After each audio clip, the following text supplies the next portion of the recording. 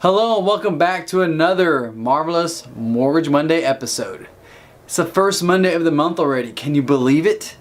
I guess time flies when you're adulting. And speaking of adulting, if you have kids, fair warning, kids, earmuffs.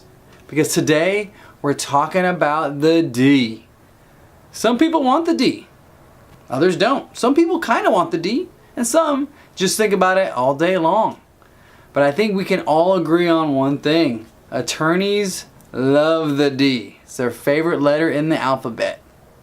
I kid, don't get all mad.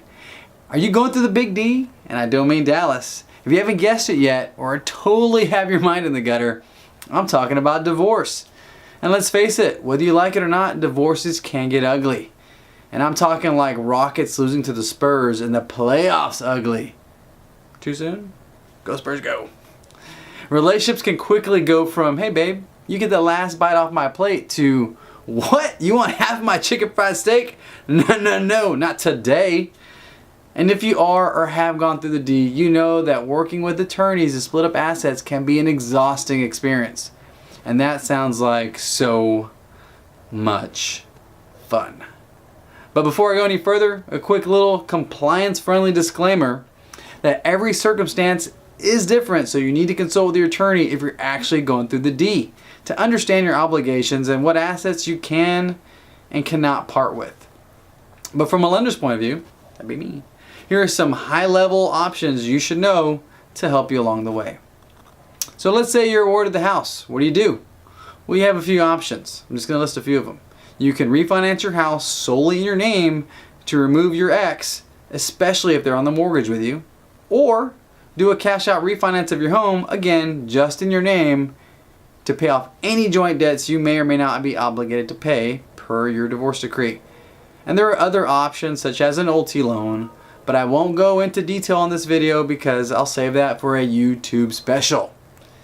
And let's say you're not awarded the house. What do you do then? Well, it's important to know that even though the divorce decree may have awarded the house to your ex, you still may be financially responsible for the debt if you're still on the mortgage. Ruh-roh, like what do you do now, right? And even if you legally transfer your interest in that property out of your name via title, you still need to make arrangements to remove the name from the debt to protect the C word. And I'm talking about your credit score, or you'll be yelling the F word. And I don't mean FICO, alright? With each option comes a new set of things to think about, but all options require contacting your savvy mortgage professional, again, that'd be me, and your trusted attorney who can help navigate you through these various options.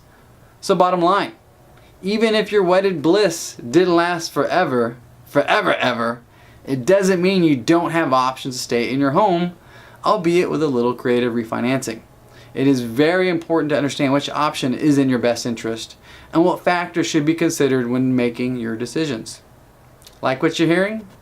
Share this video below with a friend or follow my business page at LoanItOwnIt to keep up with the latest news on mortgage finance, sprinkled in with some real estate topics and trends. As always, thank you so much for watching. Stay tuned for my next Monday Mortgage video. And remember, I loan it so you can own it. Until next time.